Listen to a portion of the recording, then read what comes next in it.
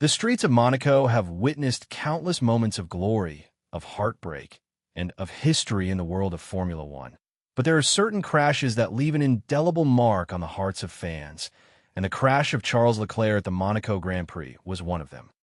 The moment came on one of the most prestigious and demanding circuits in the world, a track where every millimeter counts, where the barriers are unforgiving, and where even the smallest mistake can cost a driver everything.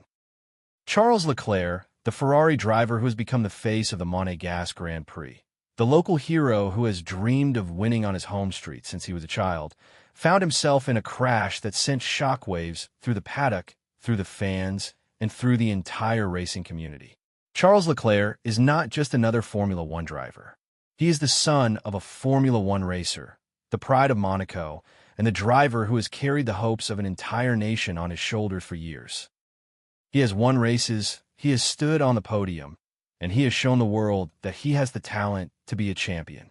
But Monaco has always been different for him. Monaco has been the one track where he has come closest to victory, where he has come closest to fulfilling his childhood dream, and where he has come closest to giving his homeland the moment it has been waiting for. To see him crash on the streets of his own home, in front of his own family, in front of his own fans, was a moment that no one ever wanted to see. The crash itself came during a critical moment of the race, when Leclerc was pushing hard, when the gap to the car in front was closing, and when the pressure was at its highest. The streets of Monaco are narrow, the corners are tight, and the barriers are so close that there is no room for error. On that day, Leclerc's car lost traction at the entrance to the tunnel. The rear end slid out from under him, and the car slammed into the wall with a force that was visible even through the television screen. The impact was violent, the kind of crash that leaves no doubt about the forces at play. The safety crews rushed to his side, and the medical team worked tirelessly to assess the damage. In the moments that followed, the news came: Leclerc was okay, but he was out of the race. For fans watching on television, the crash played out like a blur of color and noise. The camera caught the moment his car hit the wall, the moment the sparks flew, and the moment the smoke filled the air around him. The grandstands, which had been a roar of cheers just seconds earlier, went quiet for a moment, as if the entire crowd held its breath, waiting for the first sign that the driver was okay. In that silence, every watcher knew that Leclerc's career was hanging in the balance, and that the difference between a career-ending injury and a fatal crash could be measured in millimeters.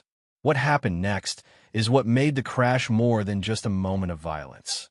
It became a moment of hope, of grief, and of admiration. The safety crews were already moving before the car came to a complete stop, racing toward the wreckage with the speed and precision that only years of practice can create. The medical team worked tirelessly to stabilize him, and the hospital staff did everything they could to ensure he received the best care possible.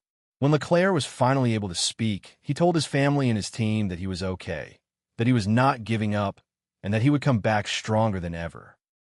Those words were not just about survival. They were about resilience, about the kind of strength that comes not from the body, but from the heart. For the Formula One community, Leclerc's crash is a reminder of the risks that come with the sport, but it is also a reminder of the courage that it takes to step onto the track. He was not just a driver. He was a symbol of what is possible when someone refuses to let the world tell them what they can't do. The crash is not the end of his story. It is a new chapter, one that will be written with the same courage, the same determination, and the same spirit that defined his entire career. The road ahead will be harder, but Leclerc has always been built for hard roads. He has always been built for the long fight. What makes Charles Leclerc's story so moving is not just the crash itself, but the way he has handled it since. He has not given up. He has not let the news of the crash define him. Instead, he has begun the long process of moving forward, working with his team, his engineers, and his family to rebuild his confidence, to learn from the mistake, and to find a new way forward.